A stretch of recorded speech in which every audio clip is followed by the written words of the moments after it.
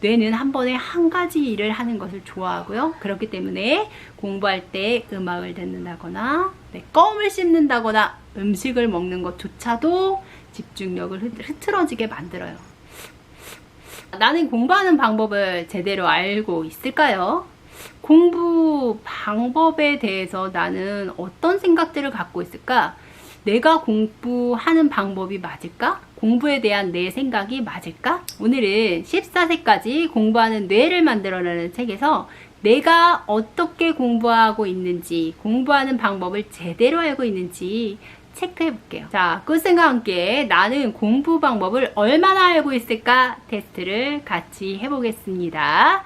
꿀쌤이 문제를 내면 OX로 스스로 답을 한번 해보시고요. 답의 설명을 들으면서 내가 알고 있던 것과 다른지 같은지 체크해 보세요. 내가 제대로 공부하고 있는지 오늘은 그 길을 만날 수 있을 거예요. 나는 공부 방법을 얼마나 알고 있을까? 첫 번째 질문. 책을 읽을 때는 연거푸 3번 이상 읽어야 오래오래 기억에 남는다. O일까요? X일까요? 정답은 X. 여러 번 읽으라고 하는데 읽고 또 읽어. 7번 학습번, 다독, 반복 학습 얘기를 하는데요.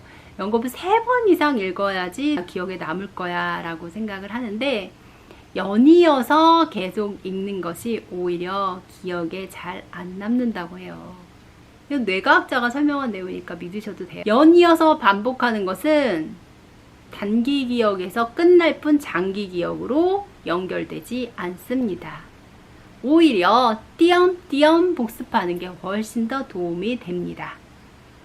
그렇기 때문에 공부를 할 때도 연이어서 계속 하는 게 아니라 짧게 쪼개서 국어 복습, 수학, 사회 복습, 그 다음 주 되면 국어, 수학, 사회 복습 이런 식으로 반복해서 하는 것이 장기 기억에 훨씬 더 잘 기억이 된다고 합니다.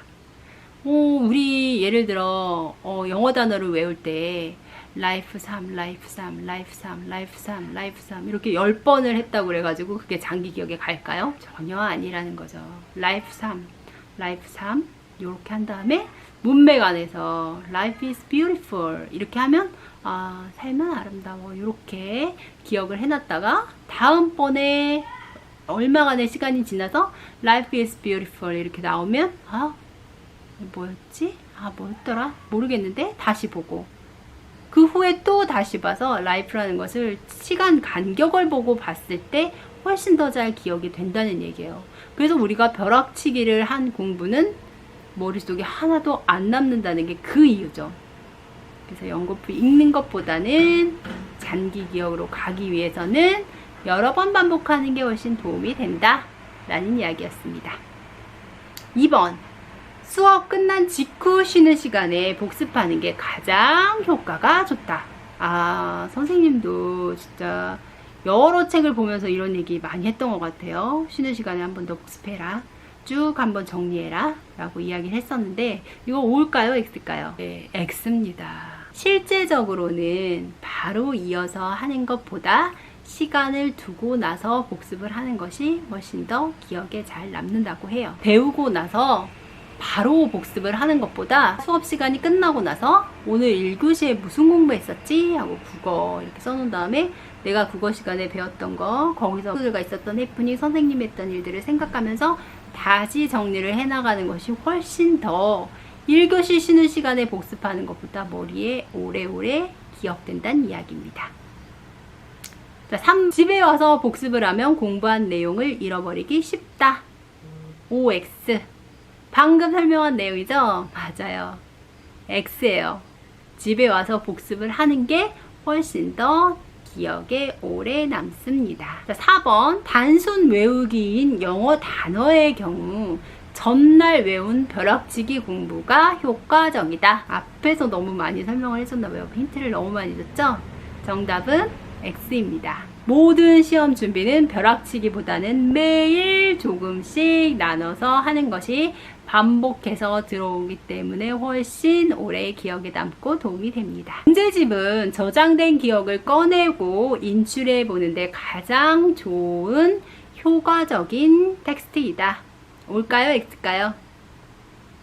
X입니다.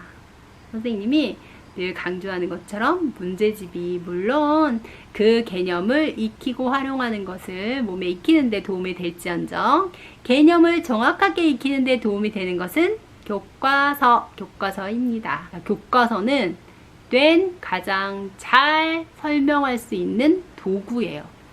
문제집에 들어간 정성보다 몇십 배 많은 학자들이 모여서 몇십 배의 정성을 들여 모든 아이들이 이 개념을 알 수 있는 방법으로 개념을 설명해 놨고요.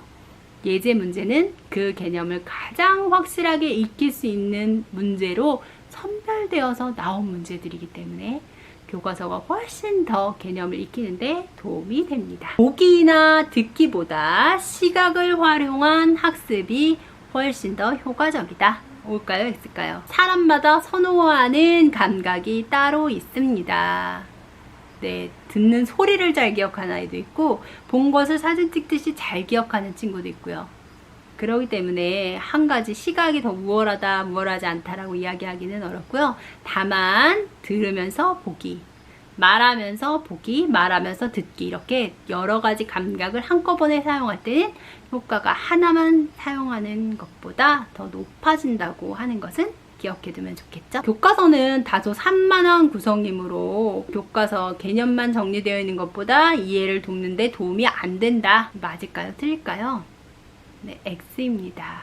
교과서에 보면 개념만 딱 나와 있지 않고 그 전에 생각할 거리들, 그 다음에 개념, 예제 문제, 첨언들 조그마한 글씨로 이렇게 많이 써 있어서 개념만 그냥 외우면 되지 해서 개념 나와 있는 것만 보면서 계속 외우는 친구들이 있는데요.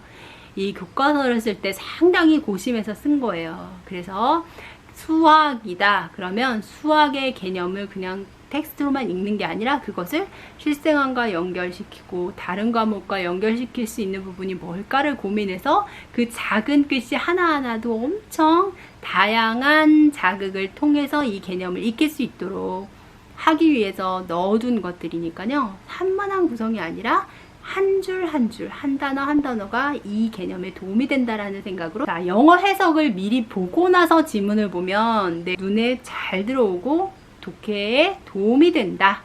O일까요? X일까요? 내가 이미 지문의 해설을 보고 영어 문장을 보게 되면 그거를 막 끼워 맞추죠. 이거는 이래서 이런 거구나. 이건 이래서 이런 거구나. 이래서 오히려 영어를 이해하는데 방해가 된다고 하니까요. 해설을 보고 나서 지문을 보는 것은 도움이 되지 않는 방법입니다.